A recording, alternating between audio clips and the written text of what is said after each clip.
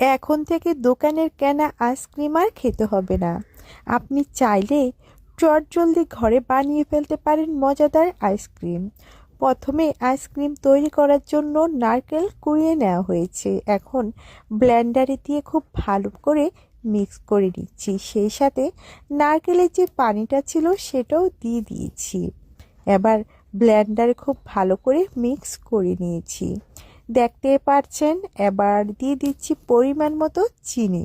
চিনির সাথে তরল দুধ, গুঁড়ো দুধ ও সামান্য পরিমাণ লবণ দিয়েছি।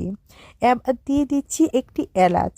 এলাচ দিলে ফ্লেভারটা খুব ভালো আসবে, সেজন্য একটি এলাচ ভেঙে দিয়ে দিয়েছি। আবারও ব্লেন্ডারে খুব ভালো করে বিট করে নিয়েছি। বিট করা মিক্সার এক এক করে ঢেলে দিচ্ছি আইসক্রিমের বক্সে। 8 ঘন্টার জন্য ফ্রিজে দিয়ে দিব।